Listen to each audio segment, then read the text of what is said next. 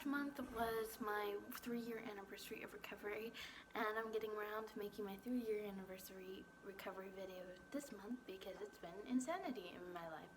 But you know what? We're not talking about that right now. We're talking about recovery, and I don't want this to be a recap. I've done a lot of recaps in this past. It's more of like focusing on later recovery and what I've learned from it. So I think that the main lesson I've learned is that my eating disorder thoughts will never completely go away. And that's not a fail, okay? Because I think that a lot of thinking around eating disorder is black and white. That's why I never like to have snack in between my meals in my eating disorder, was because that was failing my eating disorder if I were to eat a baby carrot. It's not sticking directly with the plan. And in recovery, it's very bothersome for me to have eating disorder thoughts because that's not perfect recovery. Because some people say if you're eating enough, you will not have the thoughts. And to an extent, that's right because you aren't thinking about food as much. However, you're still going to stumble. When life gets stressful, when life gets hard, it's easy to go back onto brain patterns that you've created before and to second guess yourself, because when life is hard, it's like easier to go into the internal factors that make it hard. So, if like a friend is being mean to you, I always like hyperanalyze that and think, what have I done to make this happen to me? But really it might be that other person's fault. They might have had a bad day.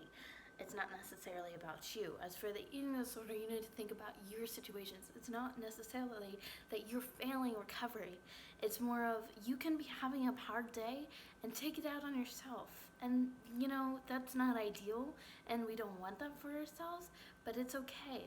And so I've learned that my only thing that is constant is my eating disorder, which sounds absolutely terrible, but it's true. I've moved to a new area.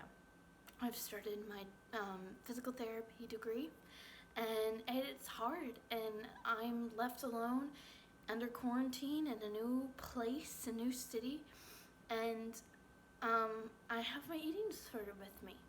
Does that mean that I want to starve myself?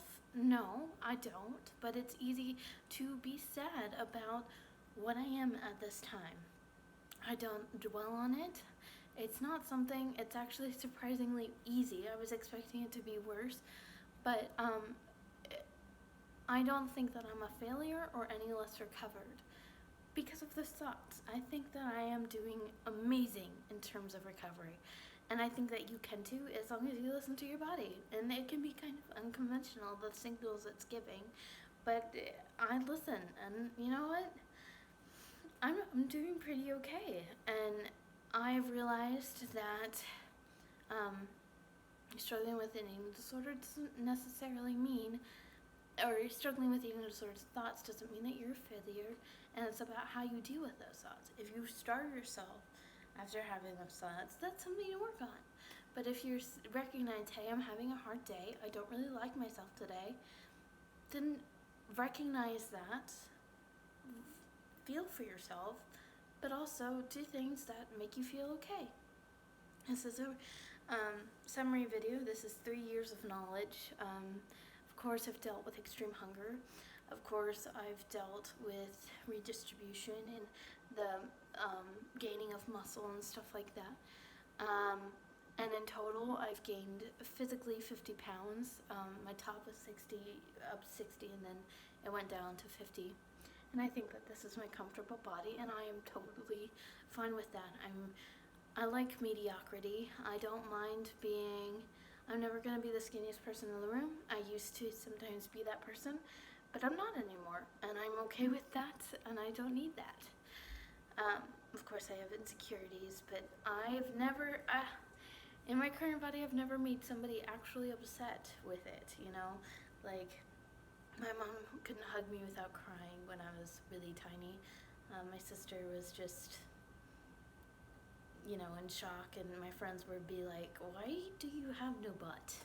So, yeah, I need to make this quick because my memory card this is a very old phone, but here's a little body update, and I'll see you guys later.